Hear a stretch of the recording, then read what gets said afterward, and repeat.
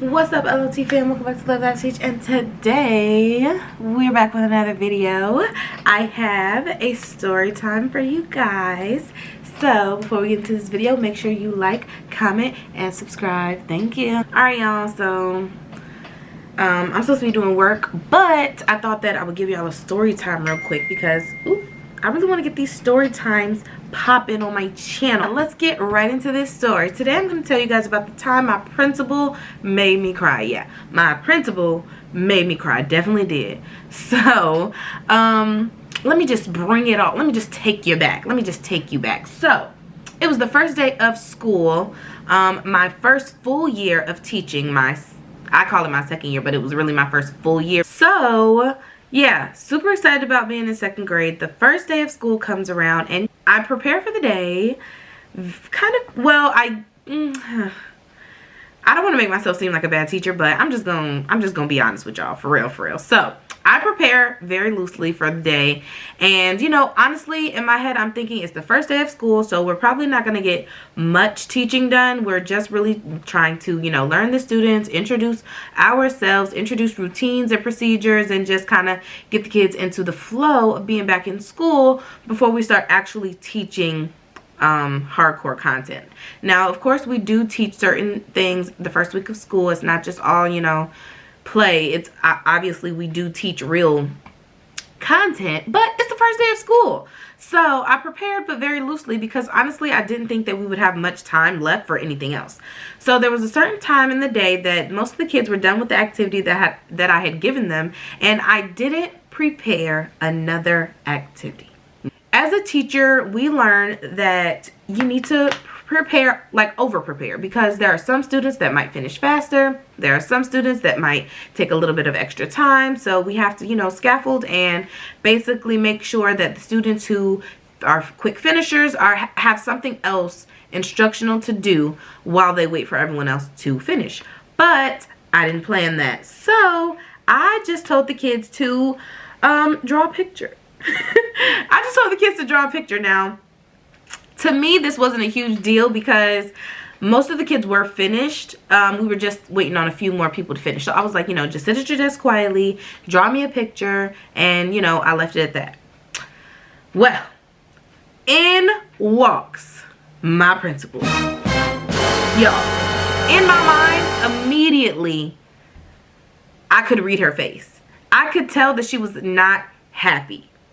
But it's too late. Like, she's already in here. I mean, I can't oh God. And then, y'all, there was kids up walking around. There was kids at my desk. I mean, it's the first day. So they're having a little bit of trouble with the procedures that I tried to put in place. So it was just a little bit chaotic. And, I felt immediately like I was getting in trouble. Like, her face was just, you guys, you just had to be there. It was just horrible. So she didn't stay long. She left. So I'm just thinking to just go on about my day, not even really worry about it right now.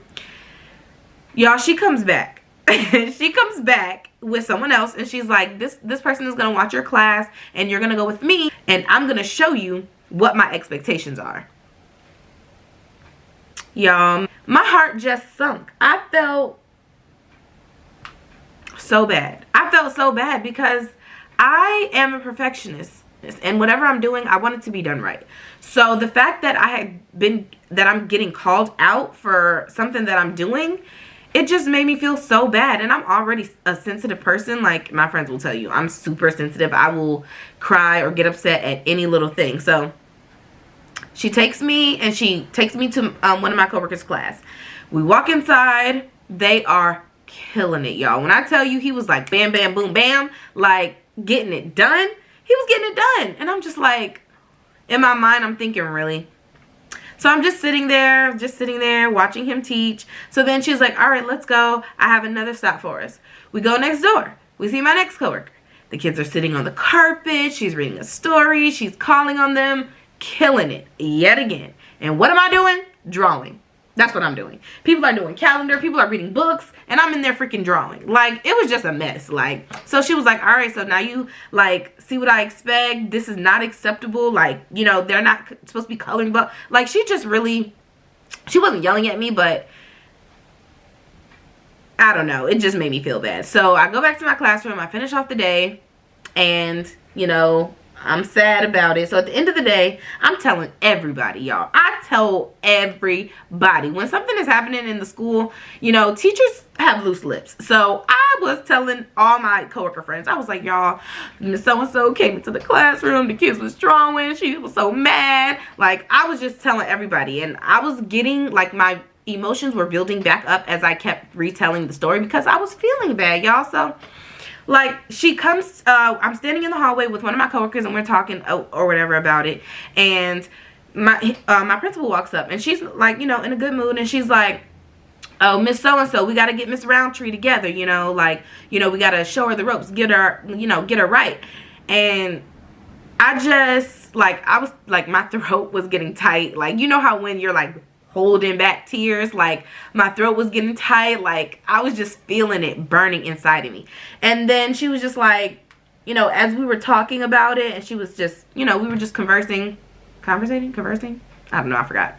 But anyways, she did come to me and was like, you know, she probably did overreact and she was a little bit harsh, and that sometimes she just gets hyped up because she's passionate just like I am. So I definitely understand her being passionate and wanting everything to be a certain kind of way. And you know, I just started crying. I just started crying. I could not hold it in, like, and I wasn't even really embarrassed about it because I don't care, like whatever. I wear my emotions on my sleeve. Like, people know I'm emotional, so I don't really care. So I was bawling, and then y'all, she freaking hugged me.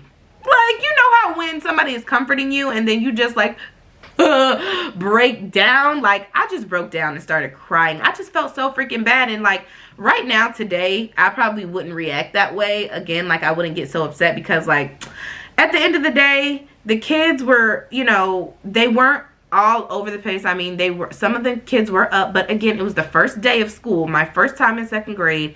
And you know, I feel like based on, you know, my experience thus far, that's not the worst, you know, thing to happen for you to have the kids coloring. Now, her expectation was that for everything that we do to be for an instructional purpose. So if the kids were coloring, then they should have been coloring about the Indians or Labor Day or whatever, like not just coloring for no purpose. Like, everything should have a purpose. And I agree with that to a certain extent. But then I also feel like there's times where you can just give the kids a mental break, let them color, let them draw a picture. And I mean, maybe if I would have added to write a sentence along with it, it would have took them a little bit longer and they might not have been getting up out of their seats. And then that would have probably been an acceptable activity. So now, after teaching for a couple years, I kind of realize more what to do to kind of fill that space. And also, when we plan our lessons, we do a little bit of fluffing just in case there are some students who finish. We plan for enrichment and we plan for struggling.